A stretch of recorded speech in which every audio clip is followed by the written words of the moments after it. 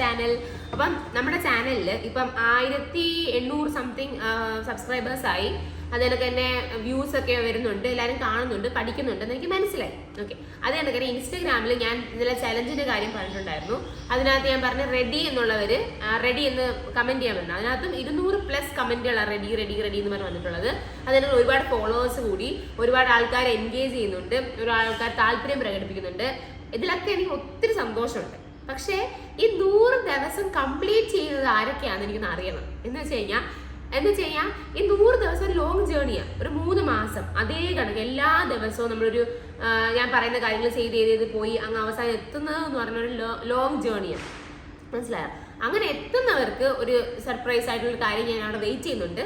അത് ഞാൻ നാളെ അനൗൺസ് ചെയ്യാം. ഇന്ന് ഞാൻ അത് പറയാനല്ല വന്നത്, നമ്മുടെ ടാസ്കിനകത്ത് എന്തൊക്കെയാണ് വരുന്നത് എന്നുള്ളതാണ്.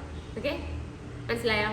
അപ്പം once again welcome back to our channel. നമ്മൾ ഈ ചാനലിൽ ഇന്ന് പറയാൻ പോകുന്നത് 100 ദിവസം ചലഞ്ച്. ഇന്നലെ പറഞ്ഞ 100 ദിവസം ചലഞ്ച് എന്നത് എങ്ങനെയാണ് എക്സിക്യൂട്ട് ചെയ്യേണ്ടതെന്നാണ് ഇന്ന് പറയാൻ പോകുന്നത്.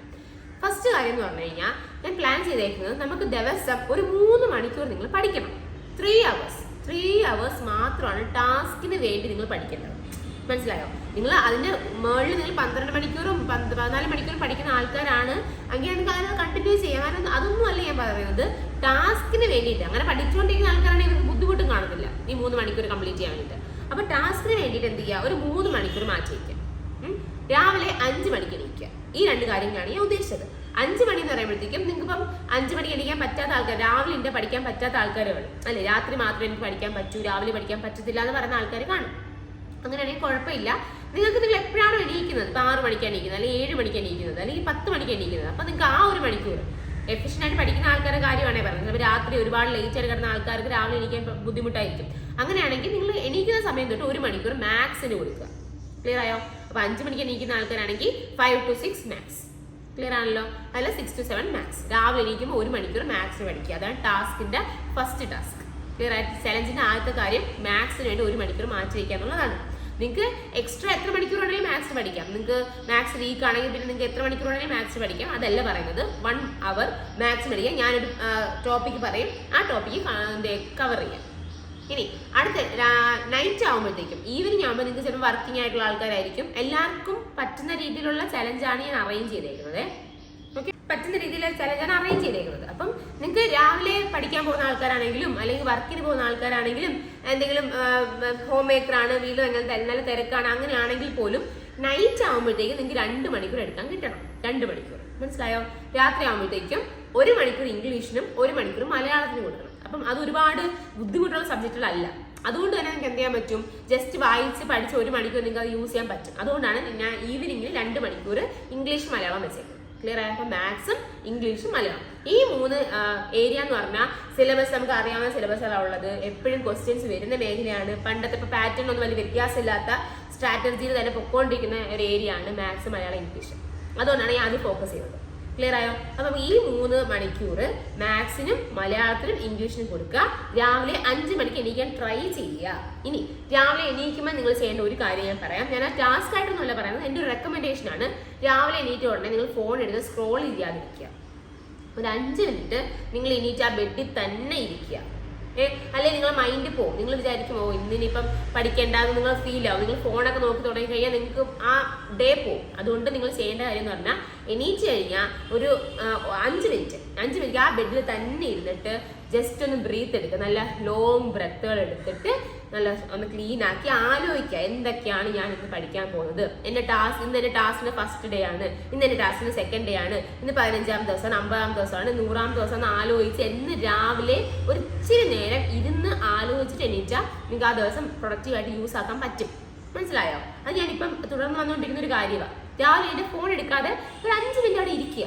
അവിടെ തന്നെ ഇരിക്കുക, അല്ലെങ്കിൽ ആലോചിക്കുക ഇന്ന് എന്തൊക്കെയാണ് ചെയ്യാൻ പോകുന്നത് എന്ന് ആലോചിക്കുക. മൈൻഡ്ഫുൾ തോട്ട് വേണം നമുക്ക്. ക്ലിയർ ആയോ?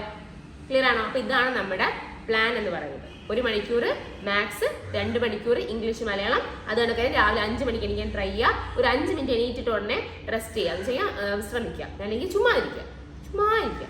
ക്ലിയർ ആണല്ലോ? അപ്പോൾ ഇതാണ് നമ്മുടെ ടാസ്ക്. ഇനി നമ്മുടെ ടാസ്ക് വരുന്ന സബ്ജക്റ്റുകൾ മാത്സ്, ഇംഗ്ലീഷ്, മലയാളം. അതിൻ്റെ വരുന്ന പോർഷൻസ് ഞാൻ ഇൻട്രൊഡ്യൂസ് ചെയ്യാം. ക്ലിയർ ആണോ? അപ്പോൾ അതുപോലെ മാത്സിൻ്റെ പോർഷൻ നോക്കിയാലോ? റെഡി? കമൺ. നമ്മുടെ മാത്സ് നോക്കാം. മാത്സ് എന്ന് പറയുമ്പോഴത്തേക്കും 2 മാത്സ് ഉണ്ട്. ഒന്ന് മെന്റൽ എബിലിറ്റി ഉണ്ട്, ഒന്ന് അരിത്തമെറ്റിക് പ്രോബ്ലംസ് ഉണ്ട്, നമ്മൾ സാധാരണ ചെയ്യുന്ന കണക്കുകളും ഉണ്ട്. ഓക്കെ, അപ്പൊ അതിനകത്ത് നമ്മുടെ ലഘുഗണിതം സിമ്പിൾ മാത്സ് ചെയ്യുന്ന പ്രോബ്ലംസും ഉണ്ട്. അതുകൊണ്ട് തന്നെ മാനസിക ശേഷിയും നിരീക്ഷണ പാഠവും അങ്ങനെ ഒരു ഏരിയ ഉണ്ട്. മെന്റൽ എബിലിറ്റി ഉണ്ട്, അരിത്തമെറ്റിക് പ്രോബ്ലംസും ഉണ്ട്. ക്ലിയർ ആണല്ലോ? അപ്പം ആ ഏരിയയിൽ എന്തൊക്കെയാണ് വരുന്നതെന്ന് ഞാൻ പറയാം. ഒരു പേപ്പറും ഒരു പേനയും എടുത്തിട്ട് എൻ്റെ അടുത്ത് വന്നിരുന്നിട്ട് എഴുതിയെടുത്തു. ഞാൻ നോട്ടൊന്നും അയച്ചു തരുന്നില്ല. ഇപ്പം ജസ്റ്റ് ഞാൻ പറയുന്നത് നിങ്ങൾ കേട്ട് എഴുതിയാൽ മതി. കേൾക്കാൻ പറ്റുന്നുണ്ടല്ലോ? ക്ലിയർ ആണല്ലോ? അപ്പം ഹെഡിങ് എഴുതിക്കോ, ലഘുഗണിതം, സിമ്പിൾ മാത്സ് എഴുതിക്കോ. ഇംഗ്ലീഷ് എഴുതണം, ഇംഗ്ലീഷ് എഴുതാം, മലയാളത്തിൽ എഴുതിക്കോ കേട്ടോ. മലയാളത്തിൽ എഴുതിക്കോ. അപ്പം നമുക്ക് എല്ലാവർക്കും കോമൺ ആയിട്ട് അങ്ങ് പോലെ. അല്ലെങ്കിൽ ഞാൻ ഇംഗ്ലീഷിൽ പറഞ്ഞ് മലയാളത്തിൽ പറയുമ്പോഴത്തേക്കും സമയം ഒരുപാട് പോകും. ഫസ്റ്റ് നമുക്ക് ഏറ്റവും ബേസിക് മാത്സാണ് വേണ്ടത്. അതായത് നമ്മുടെ അടിസ്ഥാന ക്രിയകളും സംഖ്യകളും, നമ്പേഴ്സും ബേസിക് കണക്കുകളും, ബേസിക് മാത്സും. അപ്പോൾ എഴുതിക്കോ, സംഖ്യകളും അടിസ്ഥാന ക്രിയകളും എന്ന് വെച്ച് കഴിഞ്ഞാൽ നമ്പേഴ്സ്. നമുക്ക് നമ്പേഴ്സായിട്ട് കൂട്ടാൻ, കുറയ്ക്കാൻ, ബോർഡ് മാസ്, അങ്ങനെ ഒരുപാട് കാര്യങ്ങളുണ്ടല്ലോ. അത് ബുദ്ധിമുട്ടുള്ള ആൾക്കാർ കാണുമ്പോൾ എനിക്കറിയാം. നമുക്ക് ബേസ് തൊട്ട് പഠിച്ചു പോവാം. ക്ലിയർ ആയോ? പിന്നെ നമുക്കുള്ളത് എന്താ, നമ്മുടെ HCFും LCMും. HCF LCM അറിയാമല്ലോ. HCF LCM അല്ലെ മലയാളം ലസാഗു ഉസാഗ. ലസാഗു ഉസാഗ.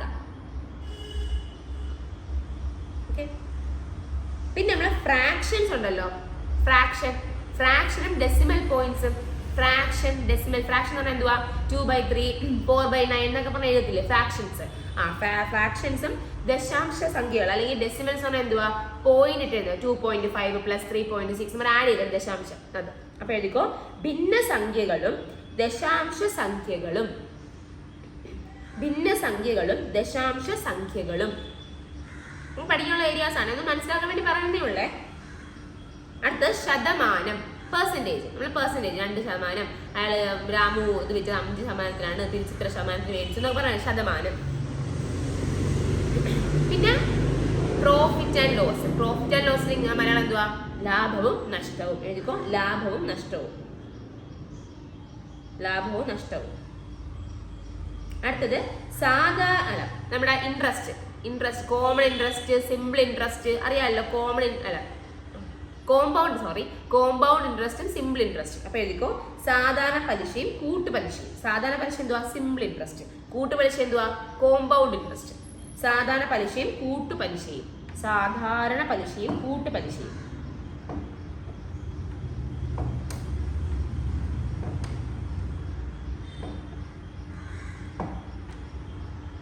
അടുത്തത് റേഷ്യോ. അംശബന്ധവും അനുപാതവും. റേഷ്യോ എഴുതിയാൽ മതി. റേഷ്യോ അറിയാമല്ലോ. 2:3, 4:5 എന്നൊക്കെ പറഞ്ഞ് പഠിക്കത്തില്ലേ? ഓക്കെ. പിന്നെ സമയവും ദൂരവും, ടൈം ആൻഡ് ഡിസ്റ്റൻസ്. സമയവും ദൂരവും. അംശബന്ധവും അനുപാതവും എഴുതി കഴിഞ്ഞോ? അംശബന്ധവും അനുപാതവും, സമയവും ദൂരവും.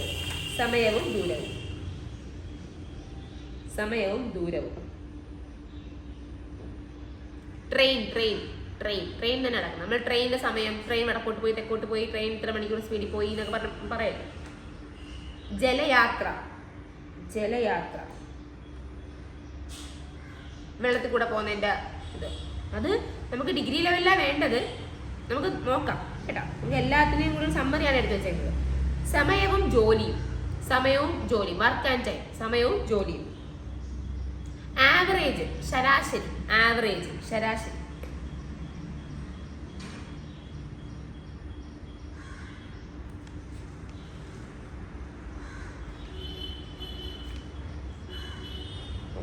അപ്പൊ ഇത്രയാണ് നമുക്ക് ബേസിക് ആയിട്ട് വേണ്ട സംഭവങ്ങൾ. വെച്ചാൽ മാത്സിനകത്ത് നമ്മൾ പഠിക്കേണ്ട അല്ലെങ്കിൽ കുറച്ചും കൂടി സീരിയസ് ആയിട്ട് കാണേണ്ട ഒരു ഏരിയ ആണ് ഇത്രയും പറഞ്ഞത്. നമ്മുടെ ഈ ലസാഗു, ഉസാഗ, ഭിന്നസംഖ്യ, ശതമാനം, ലാഭനഷ്ടം, സമയം, ദൂരം, ട്രെയിൻ, ജലം, അതൊക്കെ കുറച്ച് നമ്മൾ ട്രിക്ക് വെച്ചിട്ട് അല്ലെങ്കിൽ പ്രോബ്ലംസ് ഇക്വേഷൻസ് ഒക്കെ വെച്ച് പഠിക്കുന്ന സംഭവമാണ്. ഓക്കെ. അപ്പോൾ അതവിടെ കിടക്കട്ടെ. നമുക്കത് സമ്മറി ആക്കിയിട്ട് മാത്സിന്റെ മൊത്തം കാര്യങ്ങൾ നാളെ ഡീറ്റെയിൽ ആയിട്ട് നോക്കാം. ക്ലിയർ ആയല്ലോ? ഇംഗ്ലീഷിനെ നോക്കാം, മലയാളത്തിനെ നോക്കാം കേട്ടോ. അപ്പം നമുക്ക് 2 ദിവസം കൂടി ഉണ്ട് സമയം. ആ സമയം കൊണ്ട് ഇംഗ്ലീഷിനെ മലയാളത്തിൽ എന്തൊക്കെയാണ് സിലബസ് വരുന്നതെന്ന് നമുക്കൊന്ന് മനസ്സിലാക്കി പോവാം. ക്ലിയർ ആണല്ലോ? അപ്പം നമ്മൾ ഇത്രയും പറയുന്നുള്ളൂ. നമ്മളിപ്പം പറഞ്ഞ കാര്യം മാത്സ്, ഇംഗ്ലീഷ്, മലയാളമാണ്. മാത്സിന് ഡീറ്റെയിൽ ആയിട്ട് സിലബസ് ഞാൻ പറയാം, ഇംഗ്ലീഷ് ഡീറ്റെയിൽ സിലബസ് ഞാൻ പറയാം. പിന്നെ അതുകൊണ്ട് തന്നെ മലയാളത്തിൽ സിലബസ് അറിയാം. ഇപ്പം ഞാൻ പറഞ്ഞ കുറച്ച് ഏരിയ ഇല്ലേ, ആ ഏരിയ നിങ്ങൾ എന്ത് ചെയ്യണം, ആ ഒരു എത്ര 8-10 പറഞ്ഞു കാണും, ആ ഏരിയ നിങ്ങൾ പോയി സെർച്ച് ചെയ്ത് യൂട്യൂബിലോ എവിടെയെങ്കിലുമൊക്കെ സെർച്ച് ചെയ്തിട്ട് എന്തൊക്കെയാണ് അതിനകത്ത് വരുന്നത്, അതെനിക്ക് ഓക്കെ ആണോ, അതെനിക്ക് പാടാണോ, അത് വീക്കാണോ അല്ലെങ്കിൽ ബുദ്ധിമുട്ടാണോ, മനസ്സിലാവുന്നില്ല, ഞാൻ ഇതുവരെ ചെയ്തിട്ടില്ല എന്നൊക്കെ ഉണ്ടെങ്കിൽ എനിക്കൊന്ന് മെസ്സേജ് അയക്കണം, പേഴ്സണലി ഒന്ന് മെസ്സേജ് അയക്കണേ. മാക്സ് നമ്മൾ ഏരിയ ഫോക്കസ് ചെയ്ത് സ്ട്രോങ് ആക്കിയാലേ നമുക്ക് കൂടെ പഠിച്ചു പോകാൻ പറ്റുള്ളൂ. അല്ലെങ്കിൽ ഈ ഏരിയ ഈ സാധനങ്ങൾ പാടാണെങ്കിൽ നമ്മൾ ഈ പോർഷൻ പറയുമ്പോൾ നിങ്ങൾക്ക് പഠിക്കാൻ പറ്റത്തില്ല. അതുകൊണ്ടാണ് പറഞ്ഞത് ഈ ഏരിയ വീക്കാണ് പറ്റത്തില്ല എന്നുള്ള ആൾക്കാർ കമൻറ്റ് ചെയ്യുക, അല്ലെങ്കിൽ ഇൻസ്റ്റാഗ്രാമിൽ മെസ്സേജ് അയക്കുക. ഞാൻ ഉടനെ ഒരു ടെലിഗ്രാം ചാനൽ സ്റ്റാർട്ട് ചെയ്യാം, ഒരു വാട്സാപ്പ് നമ്പർ എടുക്കാം, എന്നിട്ട് അതിൻ്റെ ഷെയർ ചെയ്യാം, അതിൻ്റെ കാര്യം നമുക്ക് ചെയ്യാം, ടെലിഗ്രാം ചാനലിനകത്ത് ചെയ്യാം. ഓക്കെ, അപ്പം തൽക്കാലം ഇപ്പം ഇങ്ങനെ പോട്ടെ. അപ്പോൾ നമ്മളെ ചാർട്ട് എന്താണെന്ന് മനസ്സിലായില്ലേ, നമ്മുടെ പ്ലാൻ മനസ്സിലായിട്ടുണ്ടല്ലേ? ഓക്കെ, അപ്പോൾ സ്ട്രോങ് ആയിട്ടിരിക്കുക, 100 ദിവസത്തെ പ്ലാനാണ് ആലോചിക്കുക. റെഡി എന്ന് എഴുതുന്ന ആൾക്കാർ വെറുതെ കാണുമ്പോൾ റീൽ കാണുമ്പോൾ ആ കൊള്ളാം റെഡി എന്ന് പറഞ്ഞ് എഴുതി പോരുത്, മനസ്സിൽ തീരുമാനിച്ച് ഉറപ്പിച്ച് വെക്കുക.